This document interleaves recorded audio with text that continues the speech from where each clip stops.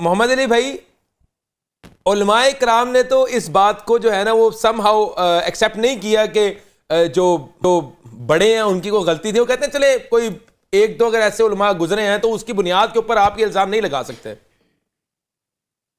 جی کاش ہمارے علماء سننے کا حوصلہ رکھے تو میں دو چار باتیں عرض کر دیتا ہوں. جی آپ نے اب آپ کے پاس پورا ٹائم ہے, آپ نے بولنا ہے. جی شاہ صاحب نے جو فرمایا میں 100% اس کی تائید کرتا ہوں, لیکن شاہ صاحب جو فرما رہے ہیں یہ مسئلہ ہے ہی نہیں ہے. ہم نے فروعی مسائل کو یہاں ڈسکس نہیں کر رہے, میں بات کر رہا ہوں عقیدوں کی. رفع الیدین کا, آمین بالجہر کا, ارسال الیدین کا کیا لینا دینا عقیدوں کے ساتھ. ایک فرقہ یہ کہتا ہے جو رسول اللہ کا علم غیب نہ مانے وہ گستاخ رسول. دوسرا کہتا ہے کہ جو رسول اللہ کے لیے علم غیب مانے گا وہ یہ ہو جائے گا. تو میرے بھائی بات ہو رہی ہے عقائد کی. عقائد میں کی حالت یہ ہے کہ یہ میری طرف سے علماء کرام کی خدمت میں عاجزانہ ریکویسٹ ہے کہ اس وقت تمام مکاتب فکر کے جو بڑے بڑے علماء ہیں, میں شیعہ کو نکال دیتا ہوں, ان میں کافی ٹالرنس ہے. باقی جو اہل سنت کے 3 فرقے ہیں, بریلوی, دیوبندی اور اہل حدیث, ان کے بڑے نمائندہ علماء یہ لکھ کے دے دیں کہ ہمارے سوا جتنے فرقے ہیں ان کے جو جو عقائد ہیں انہی عقائد پر یہ مرے تو یہ جنت میں چلے جائیں گے. یہ کبھی لکھ کے نہیں دیں گے. یہ پتا کیا لکھیں گے؟ اہل حدیث کہیں گے کہ بریلویوں نے اگر شرک نہ کیا تو جنت میں جائیں گے. بریلوی لکھ کے دیں گے اہل حدیث اگر گستاخ رسول نہ ہوا تو جنت میں جائے گا. حالانکہ وہ مانتے ہیں ان کو. یہ کبھی بھی کوئی نہیں لکھ کے دے گا. یہ فروعی مسائل کو چھوڑ دیں, بات ہے عقیدوں کی, اور عقیدوں کی باتیں ان کے بڑے بزرگ جن کے اوپر عقیدہ کھڑا ہوا ہے. اب یہ بات کر رہے ہیں نا, میں اس پہ علم غیب پہ بات کر دوں, اس سے ان کے بڑے بزرگ وہ ہیں جن کی میں نے مثال دی ہے. احمد بریلوی صاحب سے کوئی بندہ نہیں ٹکرا سکتا کروڑوں بریلویوں میں سے. بات احمد بریلوی کی چلے گی, کسی چھوٹے مفتی یا مفتنی کی نہیں چلے گی. احمد بریلوی جو ڈکلیئر کریں گے نا اہل حدیث کو اور دیوبند کو, وہ ہوگی بات. اس میں آپ کی بات کا ایک جواب علامہ صاحب دینا چاہ رہے ہیں, شاہ صاحب دینا چاہ رہے ہیں, ذرا ان کا لے لیں آپ کائنڈلی. میں نے تو بات مکمل ہی نہیں کی ابھی. آپ کر لیں. میں کہہ رہا ہوں اگر آپ جواب لینا چاہیں, اگر آپ جواب لینا چاہیں تو میں علامہ صاحب کو موقع دوں گا, ورنہ پھر آپ کمل کر لیں پہلے اپنی, کوئی مسئلہ نہیں. کر لیں اپنی بات. ہاں جی میں بات کہہ رہا ہوں نا.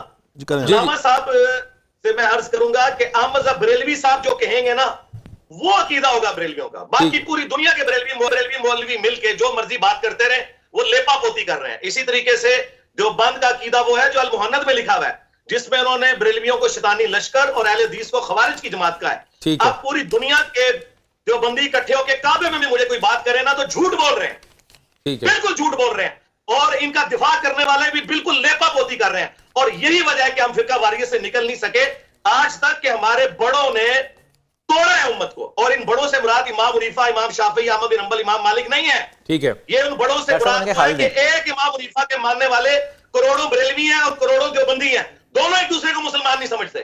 نہیں, آپ کہہ رہے ہیں کہ امام احمد بن حنبل, امام ابو حنیفہ, امام شافعی رحمۃ اللہ علیہ, ان کا بھی قصور نہیں ہے, آج کل کے علماء کا بھی قصور نہیں ہے, پھر سارا قصور آپ درمیان والوں پہ ڈال رہے ہیں جو آج ہے ہی نہیں. تو مطلب ہم یا پیچھے والے کو پکڑ لیں, آج والے کو پکڑ لیں, کسی ایک کو تو پکڑ لینا. اب اپنی اصلاح کی طرف اگر جانا ہے تو ان سے پوچھیں جی دیوبندی کافر ہے, بریلوی کافر ہے, کسی بڑے عالم عالم نے تکفیر کی ہو. ہاں اگر کوئی یہ کہے گا کہ قبر کو سجدہ کرنا شرک ہے, وہ ایک الگ میٹر ہے. اگر کوئی یہ کہے گا کہ یہ فلاں عمل شرک ہے, یہ ایک الگ میٹر ہے.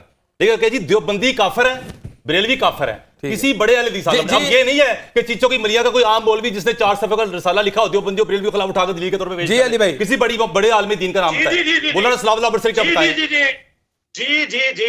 جی ٹائم قیامت تک ہے. وہ ٹائم قیامت تک آپ کا کب آئے گا؟ لکھ کے دیں احمد بریلوی صاحب سے دکھائیں کہ انہوں نے کہا کہ دیوبندی مسلمان ہیں. میرے سوال کا جواب نہیں. ابو بکر قدسی صاحب کا سوال میں ریپیٹ کرتا ہوں. محمد علی بھائی, محمد ابو بکر قدسی صاحب کا سوال تھا. احمد بریلوی صاحب نے ملفوظات میں لکھا ہے کہ دیوبند اہل حدیث کافر ہے. سوال